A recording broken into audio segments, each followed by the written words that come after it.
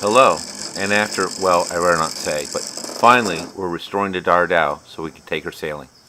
I went up to Warren, Rhode Island to the Anchorage to get the parts I would need. I'm installing the clamp now, and if the buildings look rather 1940s, it's because they were built just after World War II. But what we're doing is attaching the clamp rail and running rivets through holes we drilled. And then the next step is to put the guard on, and you reverse the nails then and do the bit with the rivets and all that. But we'll do another video someday on restoring a Dyer Dhow. For now, let's get her sorted out enough so we can take her sailing when we head up to Maine.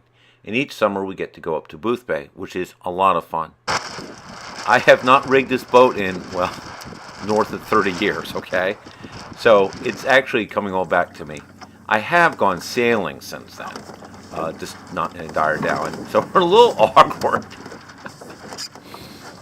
But there we go. It's helpful to be sort of down low in the boat sometimes. Keeps your head out of the way of the boom and lower center of gravity.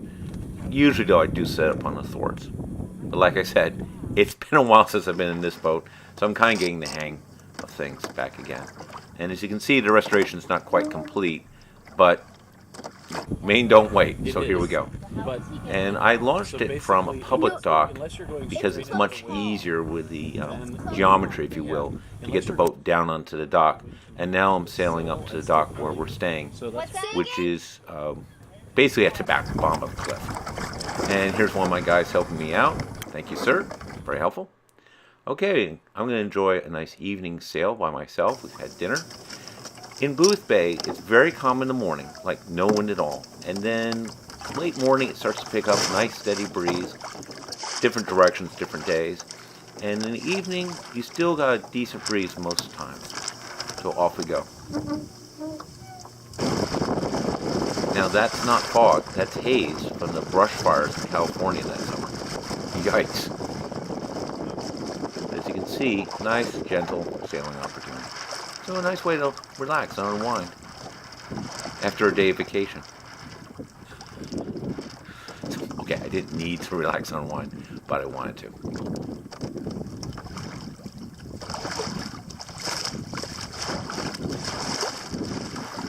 I will admit the sheet is a bit wonky because Anna at the Anchorage forgot to sell me one, and I forgot to ask for it. Yeah, let me sing some praises of her and the Dyer family.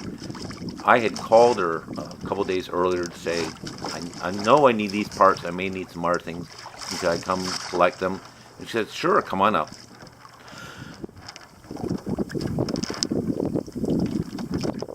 And she had laid out all the things I was going to need that we knew about. And then we talked over the project and all that. She gave me a lot of very good advice and some history of the company. It was very, very generous with her time. And I picked out a few other things like, oh, we better do this and we better do that. But we do need a sheet. And I think I might invest in a lifting tiller next year. But here we are coming into the dock. We're going to stall the boat. We had a bit of an offshore breeze that evening, so I couldn't quite sail up into the wind and stall it like one would ideally like to. But no worries. They've been building these boats since like the 1950s. In the 60s and 70s, they were actually putting out about 600 a year. Now it's down to around 200, I think. This boat, by the way, was built in the 1970s. And when I called Anna, she got the whole number off of me and was able to look up, yep, this is the date it was manufactured, this is when that's the hull, and this is when it was shipped off to a yard in Massachusetts, etc., etc. I'm like, wow, memory lane. They want that information, actually, because if there's ever a recall, Coast Guard's like, you gotta have this, you gotta have this. So if there's a recall, they know how to find everyone. They've been building these boats for how many decades? But anyway, it's a nice, beautiful system. There's two hooks, basically. So we just lift this off, and I'll roll up the sail. That'll be job done. It's funny how it's like riding a bicycle. You know, they say you never forget, but if you haven't ridden a bicycle in 10, 20 years, the first time on is a little awkward. So rigging and unrigging was a little, wait a minute, I did this before. What was that step again?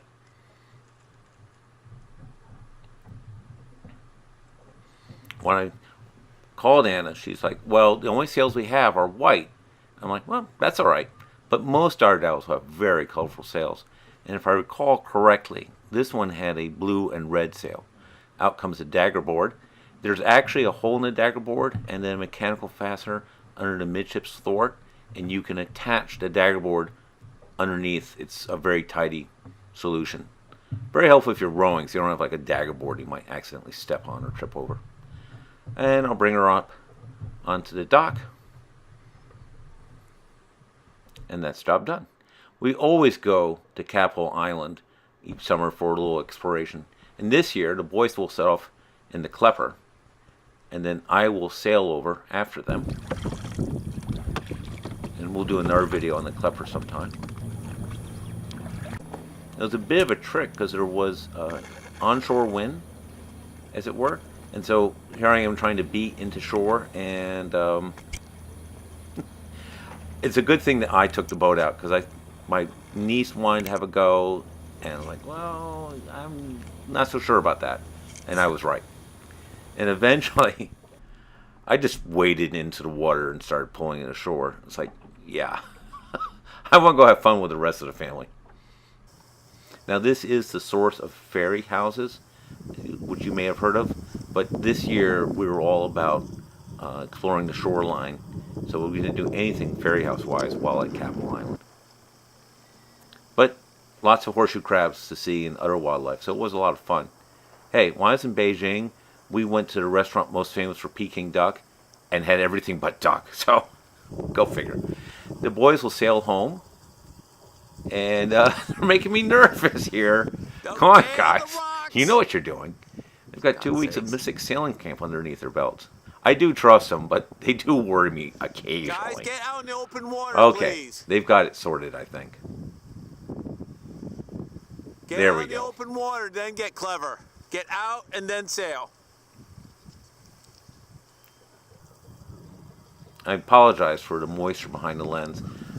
One of my cameras had an issue. Very nice, guys. It's now been Very repaired, nice. and I'm going to buy that moisture absorbing bit for the other action camera. But you can see what a proper Olympus camera without fog does. Now the guys are coming in hot and fast, and technically they're doing it wrong.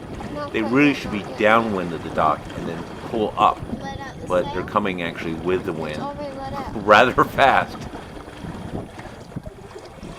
Well, all's well that ends well, but guys, really. Well, tragically, all good things must come to an end.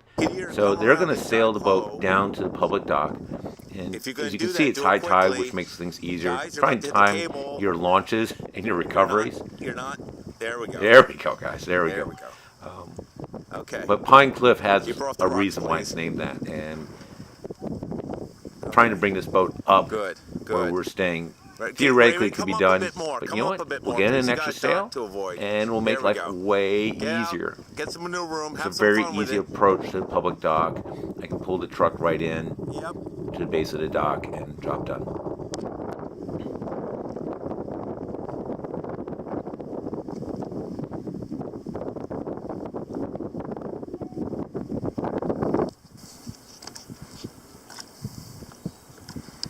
And here we go.